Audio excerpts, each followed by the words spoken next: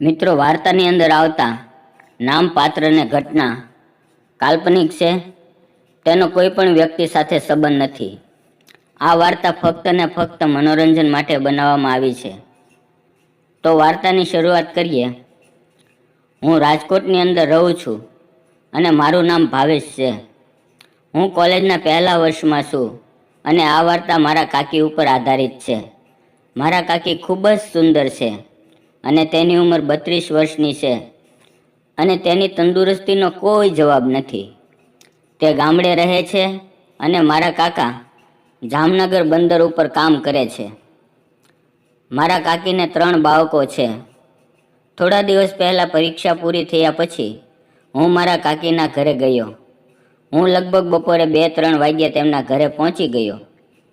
મને જોઈને ઘરના બધા સભ્યો ખુશ થઈ ગયા, કારણ કે હું પણ ઘણા સમયે ગામડે ગયો હતો.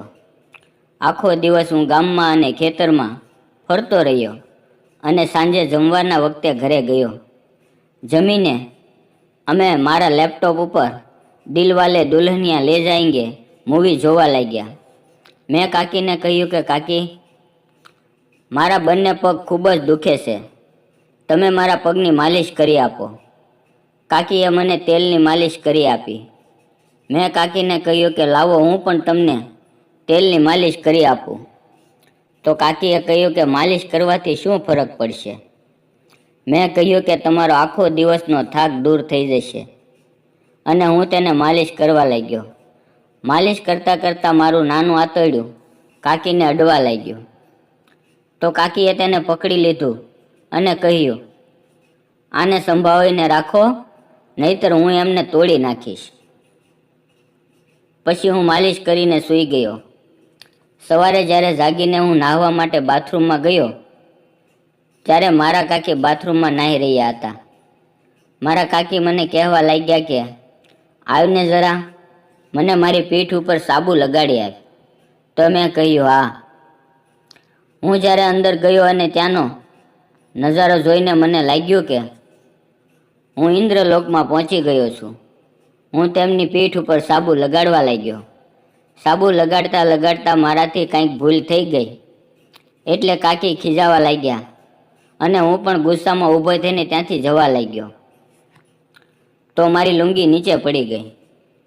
હવે કાકીની નજર મોટા ફુવારા ઉપર પડી. તેણે તરત જ તે ફુવારો પકડી લીધો અને તે મને પૂછવા લાગ્યા કે મોટા, તું આ બધું ક્યારથી કરી રહ્યો છે? તો મેં કાકીને કહ્યું કે હું આ કોલેજ 2 વર્ષથી કરી રહ્યો છું. તેણે ફુવારાની સાથે રમવાનું ચાલુ કર્યું અને કાકીએ મને કહ્યું કે આ દૂધ બાળકો માટે રહેવા દેજે. અને પછી મિત્રો, જે થયું તે સાંભળવા માટે વિડીયોને લાઈક અને ચેનલને સબસ્ક્રાઈબ કરી દેશો અને તમારા ગુજરાતી આ નાના ભાઈને મદદ કરજો. ફરી મળશું એક નવા વિડીયોમાં. ત્યાં સુધી આવજો.